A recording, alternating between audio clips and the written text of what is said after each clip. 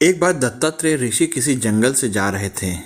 अचानक बहुत तेज हवा चली और एक विशाल पीपल का पेड़ उनके सामने टूटकर गिर गया। उस पेड़ में एक कोटर सी थी। कोटर इतनी मोटी थी कि एक हाथी निकल जाए। वो अभी उसे देख ही रहे थे कि अचानक उन्हें झटका सा लगा और उनका पैर फिसल गया। ऋषि अंदर गिरते चले गए। जब उठे तो जहाँ पैर पड़े कुछ महसूस नहीं हुआ। आश्चर्य की बात है, यह कोई और ही आयाम था। यहाँ पेड़ पौधे नहीं थे, जमीन भी नहीं थी, हवा में चल रहे थे उनके पैर। दूर दूर तक कोई नजर नहीं आ रहा था। चलते चलते काफी समय बीत जाने पर उन्हें एक पानी का सरोवर सा दिखाई दिया।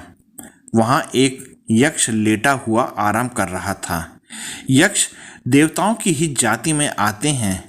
इनके पास कई शक्तियां होती हैं और ये काफ़ी मित्रवत होते हैं। उन्हें लगा किसी खजाने की रखवाली कर रहा था शायद वो।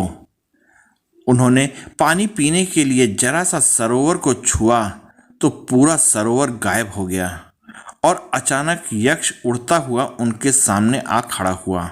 उससे पूछने पर पता लगा कि किसी श्राप की वजह से ये यक्ष इस आयाम में फंसा हुआ है और अपने लोक नहीं जा पा रहा।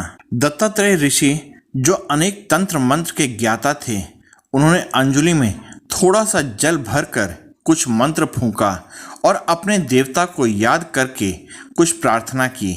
फिर उन्होंने वह जल उसके मस्तक से लगाकर कहा, हम तुम्हें मुक्त करते हैं, लेकिन इसके बाद फिर कभी किसी तांत्रिक के आवाहन करने पर तुम किसी लोक में नहीं जाओगे।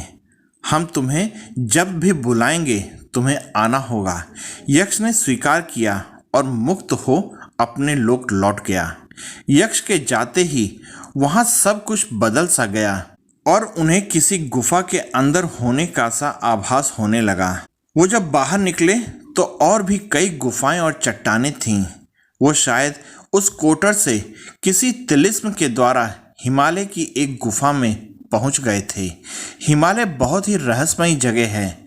कई आयामों के रास्ते खुलते हैं वहां से। हमारे आसपास ऐसी कई दुनिया और आयाम हैं, पर हम अपनी जिंदगी में कमाने खाने में ऐसे फंसे हैं कि और कुछ भी जान नहीं पाएंगे। हमारे वेदों में, ग्रंथों में ऐसी कई विद्याएं हैं जो यदि हम जान लें तो सारे दुख कष्ट समस्याएं यूं ही लुप्त हो जाएंगी। आप लोगों को ये वीडियो कैसी लगी कृपया कमेंट करके मुझे बताइएगा।